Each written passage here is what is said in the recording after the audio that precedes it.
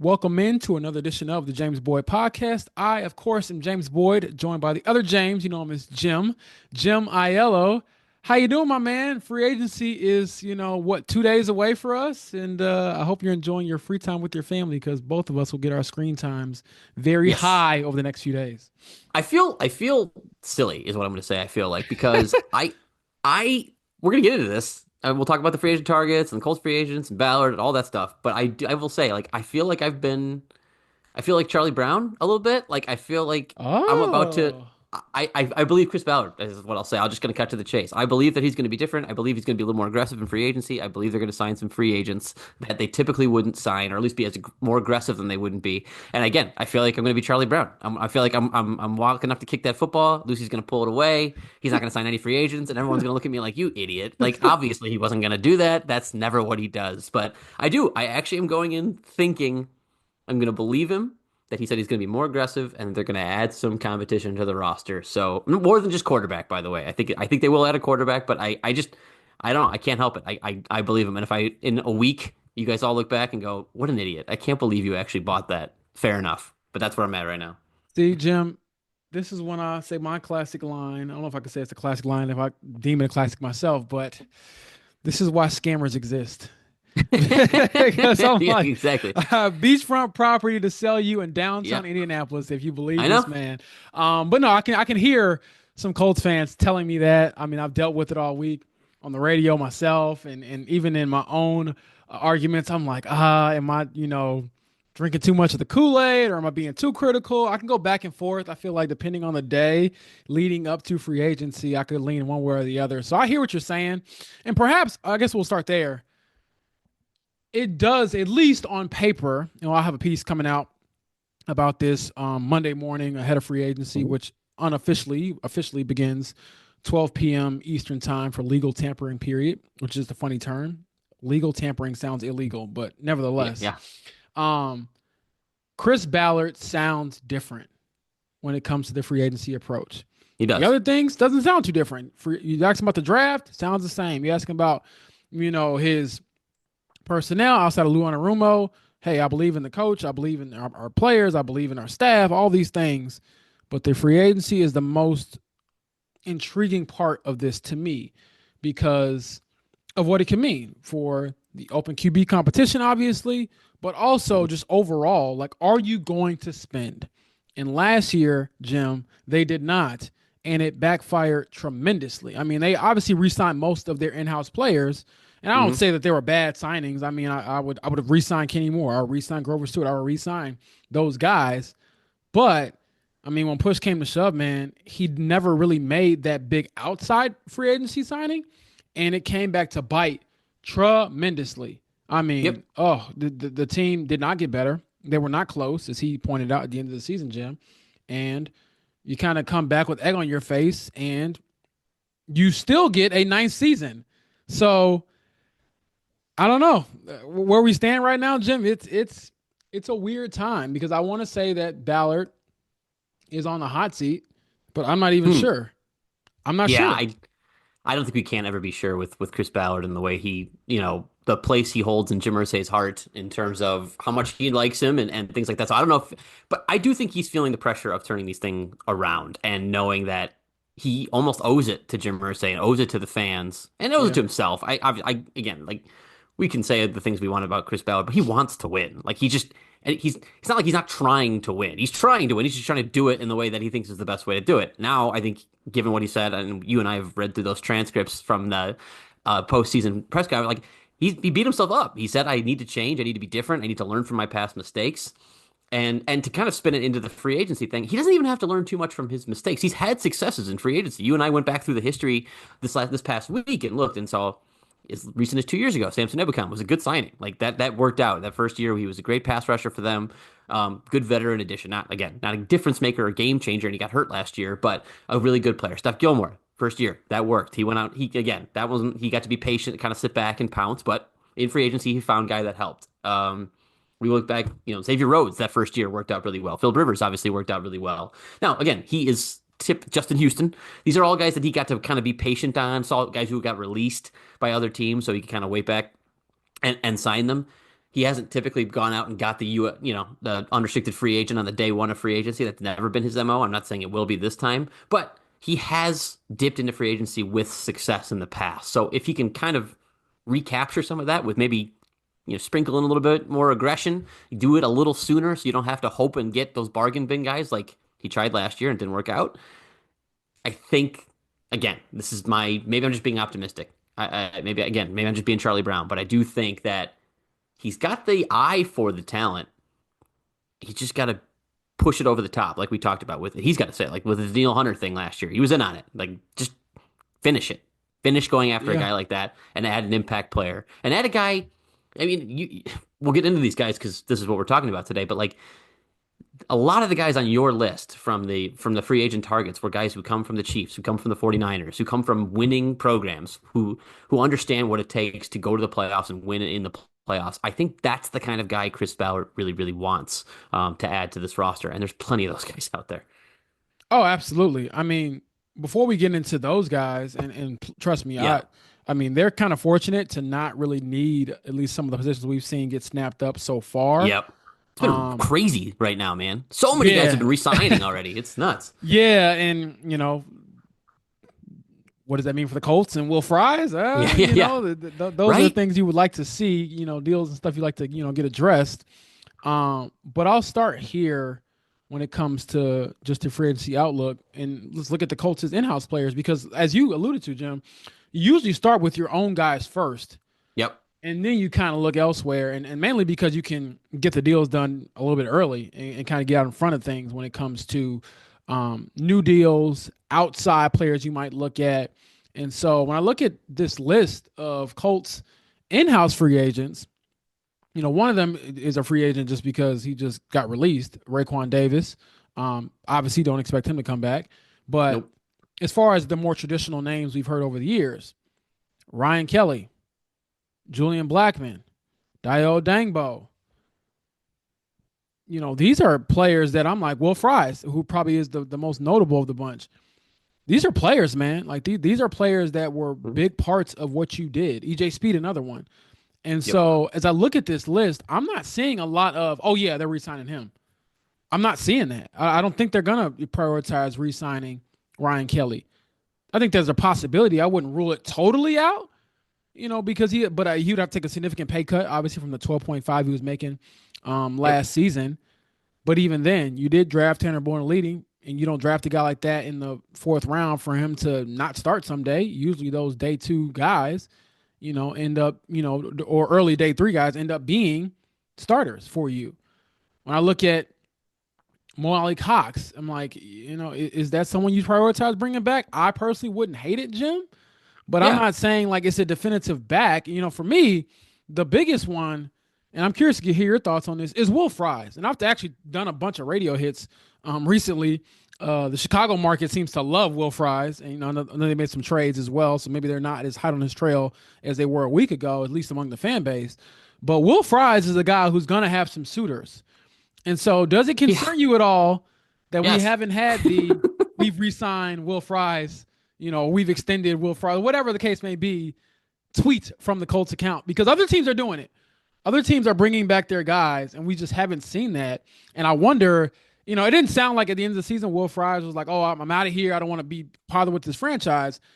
But reading the tea leaves a bit, is this because he's got some suitors and he's got to figure out which Brinks truck to accept? But I don't know. Where do you stand on Will Fries and what this could mean for the Colts' future? I think they're in trouble. I think letting him get to the open market is going to be a problem. I mean, obviously they know the medical better than anybody else. So maybe that again, that's the unknown factor that we don't have, that Chris Ballard has, that almost no one else will have until free agency. Whereas, teams can, make him take a test, but they can opt to try to sign him. They'll agree to terms and then they'll have him in for the physical and they'll be like, oh, wait a second. Like that could be what holds this up. I don't know. But if he's healthy, which is what I expect him to be, he's this is not just me. I'm looking at the Athletics top 150 free agents. He's the top guard available. That's it. Like he is the number one guard available. And you saw what teams like the Bears did this last week. They were like, you know what? We are not gonna wait to get in a free agent like bidding war frenzy. We're just gonna go out and get Jonah Jackson, go out and get Joe Tooney.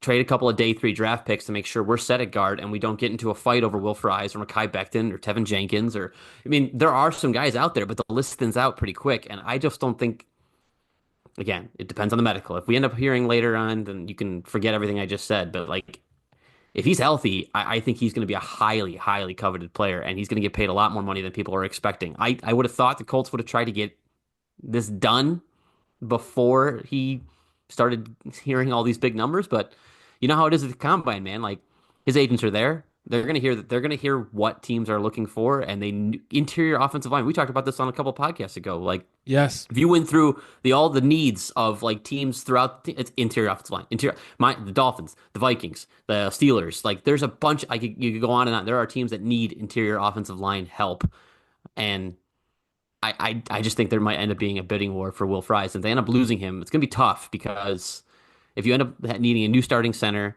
you end up needing a new starting guard. We'll see what happens with Braden Smith at right tackle, but that's a lot of turnover on the offensive line at a time where you can't really afford it. You need Anthony Richardson to be at his best, and if he's running for his life or doesn't trust his protection, you're not going to get the best out of Anthony Richardson. Yeah, I mean, I'm looking at the description that they gave for Will Fries on our list of Yep. free agents. He's ranked 16th overall, and then one of the sentences is Fries is one of the top 10 best right guards in the NFL. He's an excellent run blocker and a capable pass blocker. He also plays with a mean streak, setting the tone for the entire offensive line. And he's 27. Like, see, you just everything you just said about this guy, Jim, stressed me. Yeah. Because I was like, I haven't really, and I mean this, and that's probably why I'm not a GM. I have not imagined a world where the Colts don't retain him, Yeah. but it's a real possibility they don't. And then from there, it's like, oh, where do you go? Because I personally think that they're going to have at least two new starting offensive linemen, whether it's at right tackle, center, and potentially right guard. But to have three going into year 3 for Anthony, and us knowing how much that means, that's huge. And so we'll see how much like the loyalty factor pays into this. We'll see how much you know me better than anybody else. You drafted me ultimately and kind of gave me my shot in the NFL to prove Yep. myself. You gave me an opportunity to start all these things. We will see if that factors into it and how much it factors into it. But ultimately, not saying this about Will Fries in general, but just players. We talk about loyalty in sports so much, and then checks get cashed. Yeah. It. Or I slide that piece of paper across the table and I tell you, Jim, man, you know what? You know, it's like even with our own jobs. Oh, James, you loved covering the NBA and the Pacers, and then you get an opportunity, and there's a financial incentive involved in it, and you're like, you know what? Yep. The NFL ain't too bad. So, Yeah. I could imagine myself doing something else for that amount of money, I which mean, is exactly what Will Fries is thinking. that's what Yeah. I'm saying. And so, and at the end of the day, it is flattering for any player to feel wanted. You want people to throw numbers out there and say, hey, I'm a guy that you believed in. I'm a guy that you value as this. And we can talk about, things being bigger than money all you want to, but, in a sport like football where we just saw Will Fries went down with a bit of severe injury, the chance to secure life-changing generational wealth for your family is not something that you can just dismiss because of loyalty. And at the end of the day, he can also be looking at the situation from a team standpoint. Hey, if I go over to this team and they have a better QB situation or a more stable franchise or one that's had more success, Yep. is that something I want to consider? And so he's number one on the priority list, I think, for the Colts for sure, as far as in-house free agents. And the other one, because I won't get into all of them. I mean, I've talked about them at length. You can read, a bunch of my pieces about them. The other one that I've, gone back and forth about is Dio. Like, Yeah. is he for sure gone? I'm sure they would love to bring him back. Yep. But hearing Chris Ballard talk about Samson Ebukam, it sounds like he's going to be back despite coming off the Achilles injury. He talked about him like he's going to be a focal point of, Lou Anarumo's defense. But has Dio played his last down for the Colts, Jim? Oh, I think so. Yeah, I think that Yeah. ship sailed. I mean, honestly, just because you've spelled it out. They've paid their edge money and they drafted Latu. Like Latu was. Yeah. I mean, again, you like to have waves of pass rushers. I'm not saying it's a 0% chance they bring him back. I just think if they're going to cover the holes they need to cover, especially if they're going to lose Will Fries too. But you can't pay everybody. And Chris Ballard has repeatedly said that. I just think Dio is a very good player, very young. I think there's a lot of teams who are going to have more money than the Colts who don't have edge players that can offer consistent playing time, or they can offer more consistent playing time than the Colts can. And they can offer probably more money than the Colts are willing to offer when they have, again, Kwity Paye on that 5th year option, all guaranteed money these days with that 5th year option, and Leatu Latu on the 1st year contract or first round pick contract. So it's not crazy to pay 3 defensive ends. I just I think the Colts have other needs, and I think Yeah, they're gonna have to let that one go. Um, yeah, I and get he won't be it's cheap. funny. Exactly, that's what I'm saying. He's not going to be cheap to bring back. It's funny that you say that. Like I hadn't imagined. I'm with you. I hadn't imagined a world in which they didn't bring back Will Fries. I also hadn't imagined a world in which they bring back Dio Dangbo. It just doesn't. Yeah, It fair. doesn't fit with where I again. Great free agent. But if you look around, I don't know, the NFL media landscape right now, people have taken notice of Dio Dangbo, which means they're talking to people in front offices and across the league and going, yeah, this is a guy people don't really talk about that much because he's in Indianapolis and he wasn't necessarily a starter right away, but he has inside outside versatility. He has a season with 8 sacks. Like he's 25 years old. I think I have that right. 25 years old. Yep, hasn't missed a game in 3 years. He hasn't missed a game in 3 years, and again, he came off a pretty significant injury out of college. I just there's a lot of things that he can bring to a team with a lot of money. Like the New England Patriots need some interior help. They need a help, and they have $100 million to spend. Like the Colts just can't get in a bidding war with a team like that if that's what they want. Yeah, that's a tough one. But if I had to guess, I would say I'm gonna put it out there. I'm gonna say, and this is again not a report, just me theorizing. They make it work with Will Fries, assuming that they move on from Braden Smith and Ryan Kelly. That frees up some money there.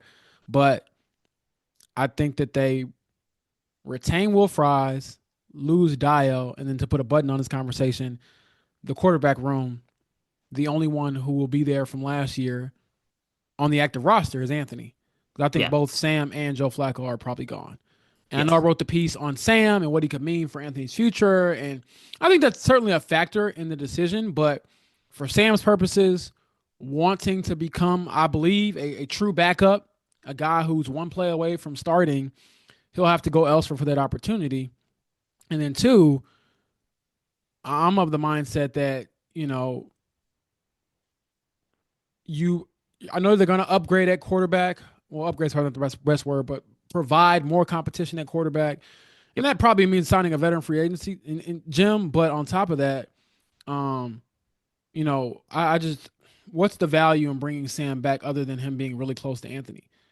Like, is that enough? Has Anthony earned the right for you to even dictate to that degree? Hey, this guy will help me, kind of keep my mental straight and hopefully succeed. Um, I don't know. I don't know. I just feel like there's other options out there to be QB3, whether that's via the draft or somewhere else. Yeah, I agree with you, and I also think that you can. I wouldn't say it would be Anthony dictating, though. I would hope it would be like Anthony advocating and saying, Yeah, like, I that's probably a like this better guy, word to bring him use. back. Yeah, that's a better But word to like, use. because I don't think he would. Yeah, I don't think he has the entitlement. We certainly hope he doesn't have the entitlement to No, say I this is don't who I think want to so. bring back. It's not an Aaron Rodgers situation. What I do think is, um, you hope the backup that you sign or the veteran that you sign can serve both, right? Like can provide competition, but then also can be a good mentor. Like this is part. I mean, I don't know if this is going to be our segue into targets the Giant or the Colts have, but Yeah, it's part of let's the do reason it. I like. It's part of the reason I like Daniel Jones, honestly, for the Colts is because again, he has. I edit the Giants beat for the Athletic, so I've been following Daniel Jones' career for a few years now, and I understand the hesitation people have in terms of him as a player. I have those hesitations with him as a player. However, he's beloved in the locker room by his teammates. He is one of the harder workers that I've ever like heard about. I know you always hear the first guy in, last guy. He's all the cliches that you want to hear about a quarterback and that you need Anthony Richardson to become. You Yeah. want those cliches to be about Anthony Richardson, and Daniel Jones is. He is a great teammate. The guys, I mean, Darius Slayton is a guy who's one of the more outspoken players in the NFL, and he goes to bat for Daniel Jones every single time he's asked. And he knows he's not the most talented quarterback, but he believes in him as a person. And I think, and again, I just think that kind of person is somebody you want inside your locker room working with Anthony Richardson. I'll repeat myself 100 times. Like I know I've said this, but guys like Justin Fields and Daniel Jones, I think are ideal matches for the Colts because they've had it all and have had it all taken away. They were franchise quarterbacks Hmm. for huge teams, the Bears and the Giants, and they lost it. They lost that. They know what it's like to have it and lose it. And I think Anthony Richardson will be confronted with that day after day after day and say, I could be them next. I could be the next guy in the free agent market, hoping to latch on with another team that maybe steal a rookie's job or a new guy's job a few years down the line, or win a competition he can't. Like, he doesn't want that life. I mean, you can make a lot of money doing that, but you don't want that life. You want to be the face of the franchise, be drafted. Dude, that's what he was drafted to be, and he's going to be confronted with those guys every day if those are the kind of guy he'd bring in. So to get back to the Sam Ellinger of it all, you're hoping that a guy like Daniel Jones or a guy like Justin Fields can provide some of that leadership and mentorship that Sam provided, along with adding more competition for Anthony Richardson to have to actually face. Yeah, I agree, and I think it just obviously the first domino to fall, I believe, in Colts free agency, besides you know retaining their own players, would be what decision they make at quarterback. Mm-hmm. How does that kind of shake out the rest of the roster? And I will say that we did have some pretty seismic news, I think, yesterday with the Raiders trading for Geno Smith, and then Yeah. now our Diana Rossini is reporting that that means Seattle would have significant interest in Sam Darnold. Yep. That I would imagine. The Colts at least are they. I'm imagining just like them in like this clipboard of just like names, and it's like, all right, these are the quarterbacks out there, and I would imagine Sam Darnold is on that list.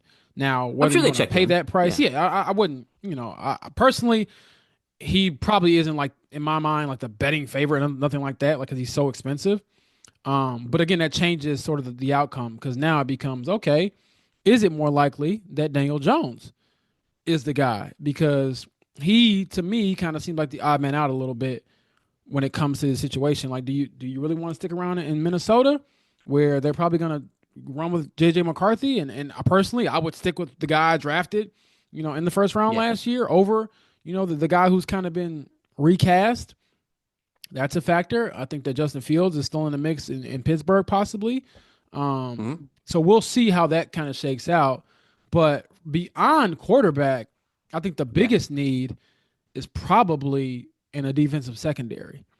And that's Yeah. where, again, I have been pounding the Javon Holland, message, as well as the, Justin Reed message, as well Yeah. as the Javarius Ward. My thing is like, and I'll have a piece coming out on this, and I'm excited for y'all to read it. But when you look at the history of Chris Ballard's free agency approach, it's never been like you got a top 10 guy in free agency. You got a dude. It's always been kind of the second wave. He's got something left in the tank.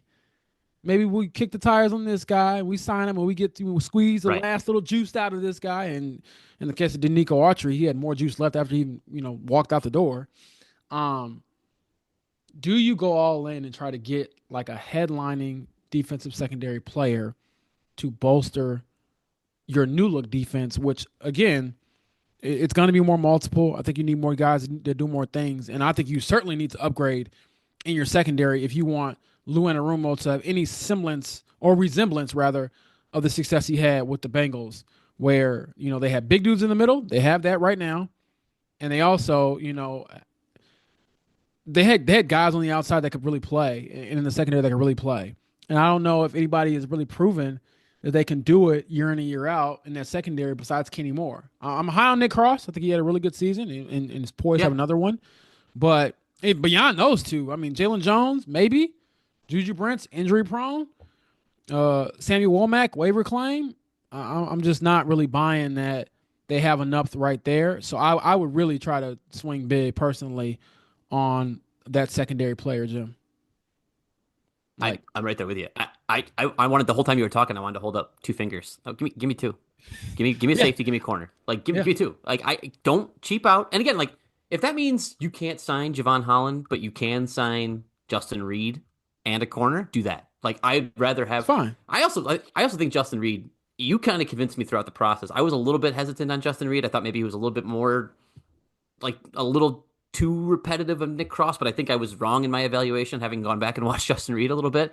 I think he can be that multiple scheme kind of versatile safety that Lou Anarumo likes and Mm-hmm. needs.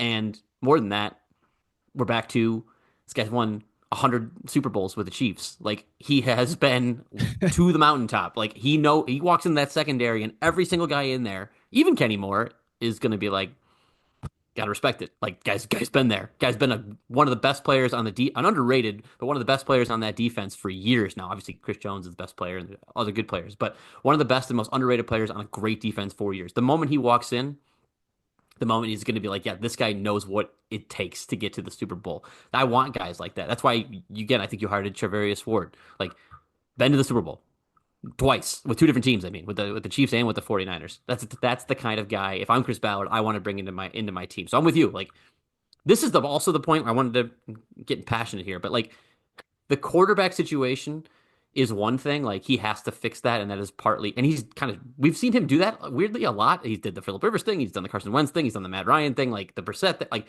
he's done the quarterback thing a few times. So like whatever he does in free agency is not going to tell me much. What he does in the secondary, where the place I think he's been the most stubborn, right? He's like, I'm going to get it right with my draft picks. Like I'm going to get it right with my guys and my draft picks and my waiver claims. I'm going to find cheap guys because I can. He's been stubborn and he's been wrong. He's just been wrong. He has to admit it. And if we're going to actually believe that he is capable of change, this is where we're going to see it, is in the secondary, at safety or in a corner. I honestly believe that. Maybe other positions too, but that's where I think it's going to be. So speaking of change, does that change mean they go out and get Trey Hendrickson?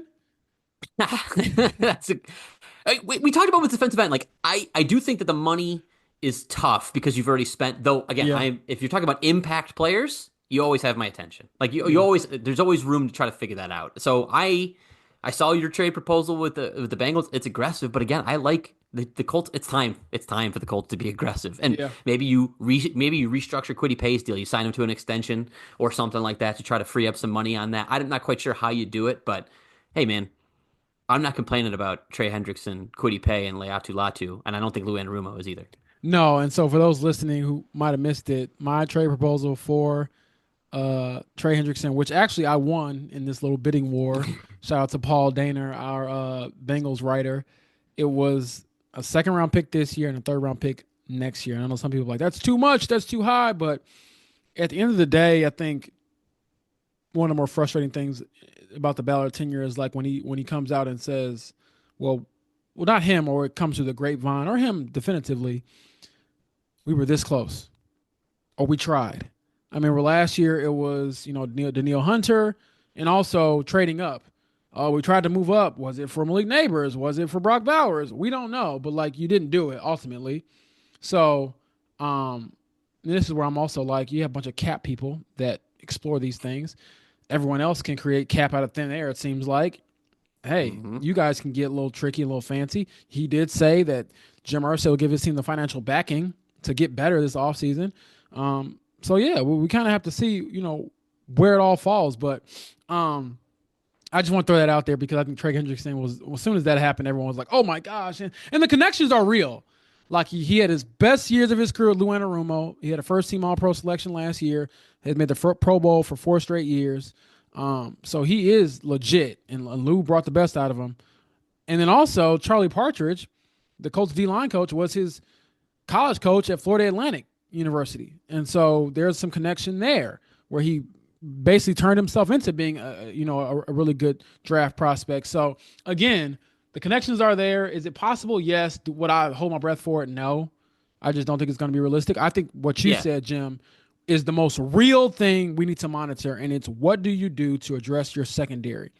Because, I mean, last year you were so confident. I'm going to let the young guys play. They got to get experience. And you banked on one of the players he mentioned specifically was Dallas Flowers, who had coming off a torn Achilles, and then you waived him, rather, 4 games into the season after Brian Thomas Jr. caught an 85-yard touchdown pass on him and ran past him.